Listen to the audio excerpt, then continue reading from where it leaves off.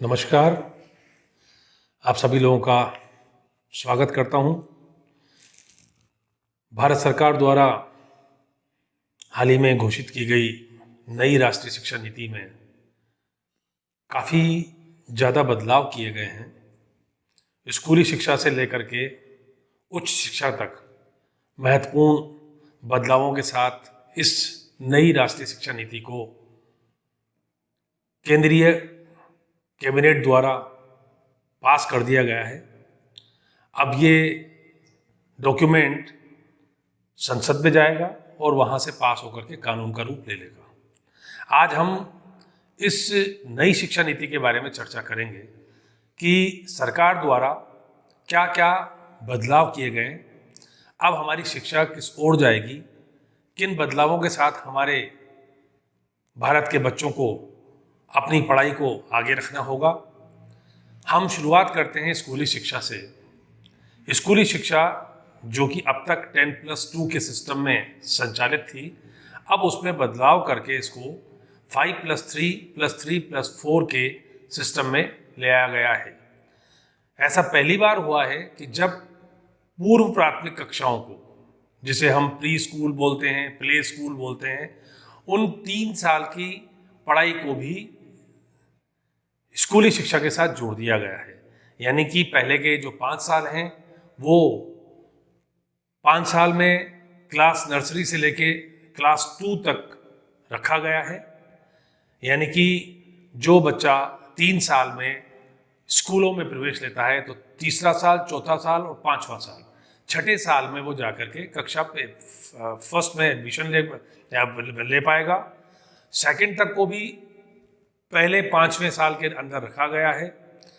उसके बाद 3 साल जिसमें थर्ड, फोर्थ और 5th क्लास को रखा गया है। उसके बाद फिर 3 साल जिसमें 6th क्लास को, 7th क्लास को और 8th क्लास को रखा गया है। और उसके बाद के 4 वर्ष जिसे सेकेंडरी बोला जाता रहा है पहले भी और अब भी वैसा का वैसा ही रखा गया है, जिसमें कक्षा 9 को, 10 को, 11 को और 12 को शामिल किया गया है। तो अब हमारे शिक्षा का स्वरूप जो है वो 10+2 से हट करके 5+3+3+4 के सिस्टम में आ गया है। अब इसमें क्या क्या बदलाव हैं? तो शुरुआत के जो 5 साल हैं उसमें बच्चों को प्लेवे मेथड के साथ अध्ययन कराया जाएगा, उसे भाषाओं का ज्ञान कराया जाएगा, उसे सामान्य गणित के बारे में बताया जाएगा। सबसे ज़्यादा महत्वपूर्ण बदलाव जो इस नीति में किया गया है वो ये है कि प्राथमिक कक्षाएं यानी कि क्लास 5th तक का मीडियम ऑफ इंस्ट्रक्शन, यानी कि बच्चे के पढ़ने का जो माध्यम होगा वो उसकी मातृभाषा या फिर उसकी क्षेत्रीय भाषा होगी। अब तक जो इंग्लिश मीडियम में बच्चे पढ़ रहे थे, अब उन्हें इंग्लिश मीडियम में न पढ़ करके अपनी मातृभाषा में पढ़ने को मौका मिलेगा या फिर अपनी क्षेत्रीय भाषा में। ताकि ऐसा इसलिए किया गया है ताकि बच्चे जो है अपने भाषा के साथ पढ़ाई करते हुए अपने आप को ज़्यादा विकसित कर सकें। तो ये बहुत बड़ा बदलाव है हमारी शिक्षा क्षेत्र में, जो कि हमारा देश जो है शुरू से, जब अंग्रेजों के ज़माने से कॉन्वेंट एजुकेशन की तरफ ज़्यादा प्रभावी रहा, ज़्यादा आकर्षित रहा। वो कॉन्वेंट एजुकेशन चूँकि वो पहले बड़े शहरों में थी या फिर एलिट वर्ग के लोगों के लिए हुआ करती थी, वो धीमे धीमे आज की तारीख में हम देखें तो वो गांव-गांव, ढाणी-ढाणी पहुंच चुकी है। छोटी छोटी जगहों पर भी आपको कॉन्वेंट स्कूल देखने को मिलेंगे, इंग्लिश मीडियम स्कूल देखने को मिलेंगे। अब वो सभी स्कूल जो है, उन सभी स्कूलों का माध्यम जो है, अब वो या तो वहाँ की क्षेत्रीय भाषा हो जाएगी या फिर मातृभाषा हो जाएगी। तो एक बहुत बड़ा बदलाव देखने को मिलेगा हमें आने वाली इस क्या कहते हैं 5th क्लास तक की एजुकेशन में। दूसरा जो महत्वपूर्ण बदलाव किया गया है वो किया गया है 6th क्लास से वोकेशनल एजुकेशन देने का। यानी कि बच्चा कक्षा 6 के साथ अपने जो उसके सब्जेक्ट्स हैं, जिसमें वो मैथ्स भी पढ़ेगा, जिसमें वो साइंस भी पढ़ेगा, 3 लैंग्वेजेस पढ़ेगा, उसमें वो अपने वहाँ के क्षेत्र के इतिहास के बारे में जान पाएगा, यानी कि सोशल साइंस को पढ़ेगा। लेकिन साथ में उसको वोकेशनल सब्जेक्ट भी दिए जाएंगे। उन वोकेशनल सब्जेक्ट में वो उन 3 साल तक लगातार उस वोकेशनल सब्जेक्ट को पढ़ेगा।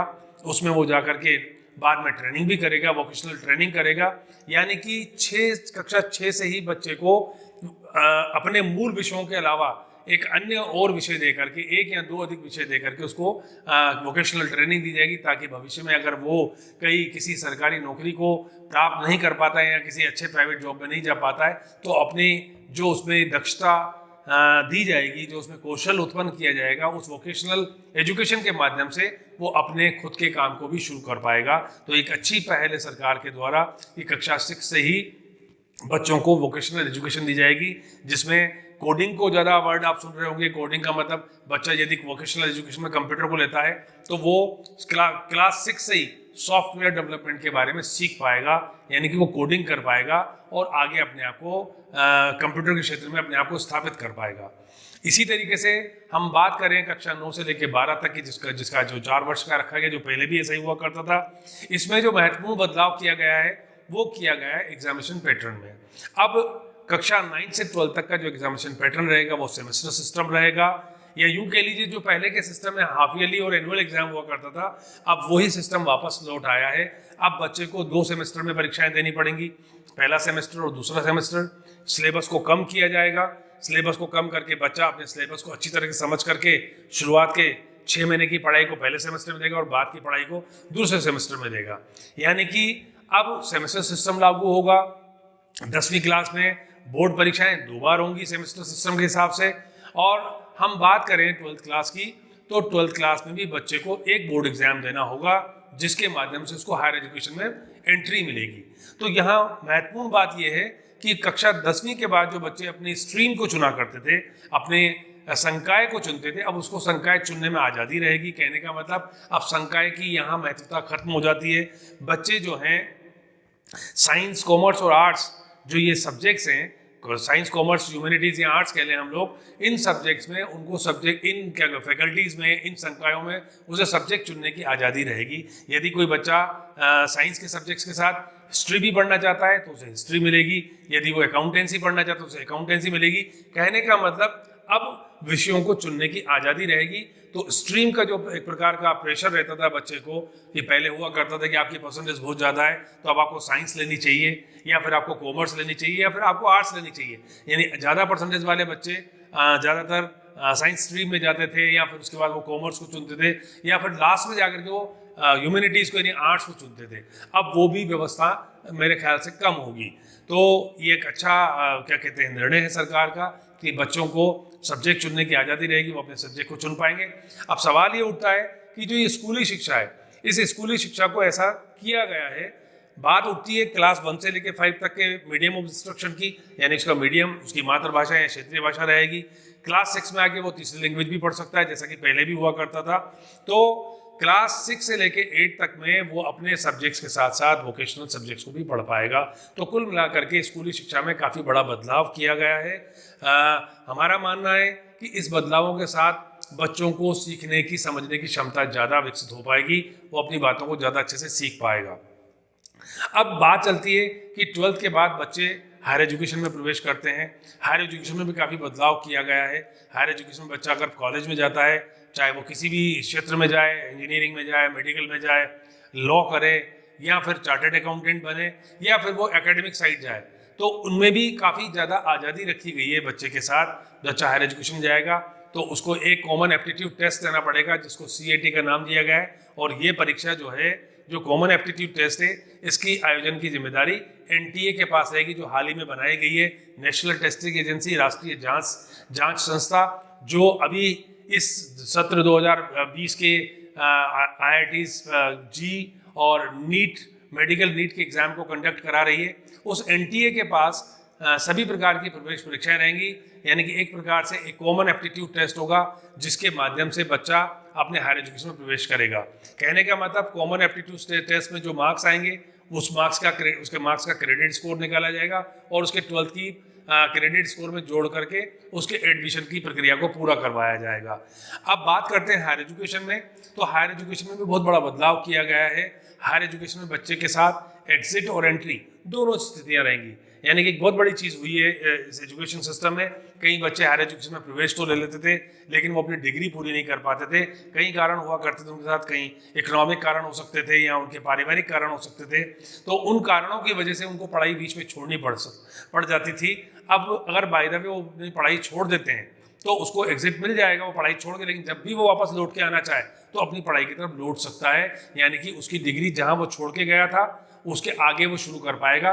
जितनी उसने पढ़ाई की, जितने उसने सेमेस्टर दिए, उनका क्रेडिट स्कोर, एक बैंक क्रेडिट स्कोर जोड़ दिया जाएगा, बैंक की तरह उसके खाते में जमा कर दिया जाएगा, और बाद में जब भी वो अपनी पढ़ाई शुरू करता है तो वो उसको आगे बढ़ा सकता है। तो एक अच्छी चीज़ की गई है बच्चे को एंट्री देने की भी और एग्जिट होने की भी। बच्चा अब प्रवेश लेकर के बाय द वे 1 साल पूरा करता है तो उसको 1 साल का सर्टिफिकेट दिया जाएगा, 2 साल की पढ़ाई पूरी करता है तो उसको उसका डिप्लोमा दिया जाएगा, और चूंकि डिग्री 3 वर्ष की रखी गई है और 4 वर्ष की रखी गई है तो 3 साल बाद उसको डिग्री अवार्ड हो सकती है। चौथा साल उसके ऑनर्स का होगा, चौथे साल उसकी डिग्री ऑनर्स में चली जाएगी, और उसके बाद अगर वो पोस्ट ग्रेजुएशन में जाना चाहता है तो पोस्ट ग्रेजुएशन में उसको केवल 1 साल देना पड़ेगा। यानी कि अब पीजी जो होगा, पोस्ट ग्रेजुएशन जो होगा, वो 1 साल का होगा।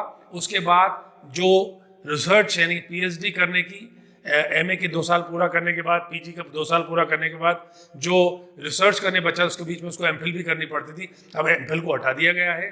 बच्चा 1 साल का एमए करने के बाद सीधे रिसर्च में अपने आप को रजिस्टर्ड करवा सकता है, यानी कि वो अपने विषय का शोध कर सकता है, अपना विषय का शोध करके उसकी रिसर्च करके अपना रिसर्च सबमिट करा सकता है।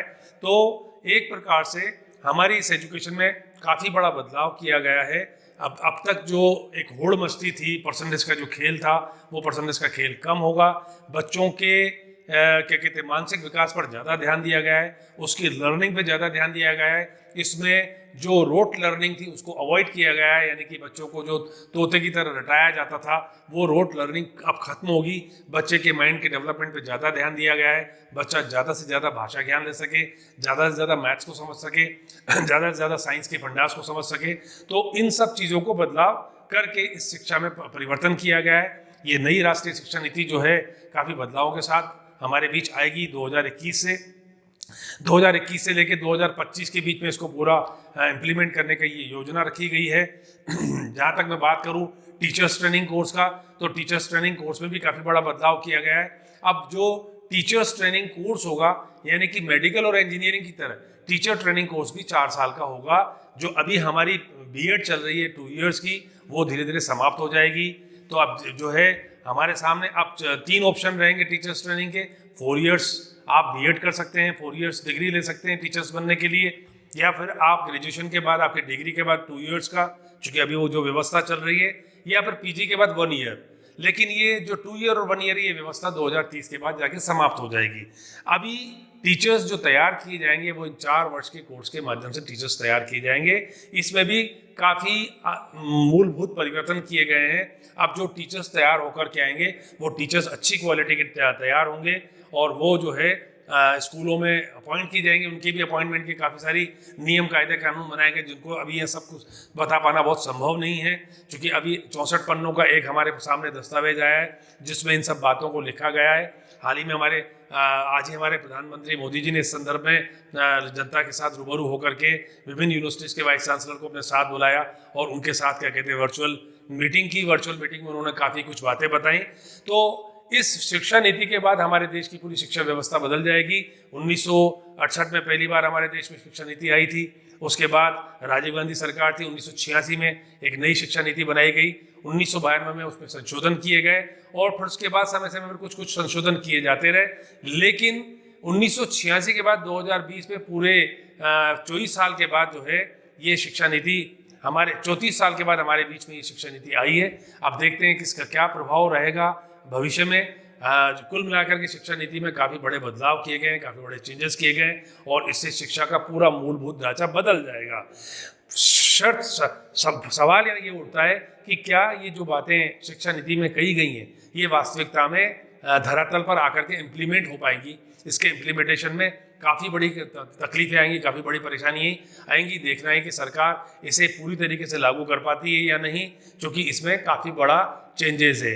इसके अंदर बजट के अंदर 6% शिक्षा को दिए जाने का भी प्रावधान रखा गया है, लेकिन अगर हम पिछले सालों को देखें तो जो प्रावधान किए गए उससे बहुत कम बजट आवंटित किए गए शिक्षा के क्षेत्र को। लेकिन चूंकि ये बजट की बातें, सरकार इसकी ओर ध्यान दे रही है, तो हम उम्मीद करते हैं कि जो ये नई शिक्षा नीति बनाई गई है, ये नई शिक्षा नीति पूरी तरीके से इम्प्लीमेंट हो और हमारे देश के बच्चों को उसका फ़ायदा मिले, हमारे बच्चों को उसको लाभ मिले।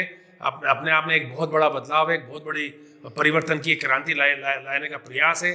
हम उम्मीद करते हैं कि ये शिक्षा नीति हम लोगों के बीच में काफ़ी अच्छे से लागू हो पाएगी, क्योंकि लागू होने में क्या कहते हैं बहुत ज़्यादा अड़चने हैं। बार बार जो एक्सपर्ट्स हैं, जो जो जो जो एजुकेशन के जानकार लोग हैं, एजुकेशनिस्ट हैं, उनको ये संशय हो रहा है कि शायद इसके इम्प्लीमेंटेशन में कहीं ना कहीं कमी रह सकती है। लेकिन सरकार अगर दृढ़ संकल्पित है, सरकार ने अगर संकल्प लिया है, तो हम उम्मीद करते हैं कि शिक्षा नीति 2021-22 से हमारे बीच होगी और अब हमारे बच्चों को एक नए परिवेश में जाकर के पढ़ाई करनी होगी। मैं सभी लोगों को धन्यवाद कहूँगा कि आप सब लोगों ने मेरे इस बात को सुना। धन्यवाद। जय हिंद।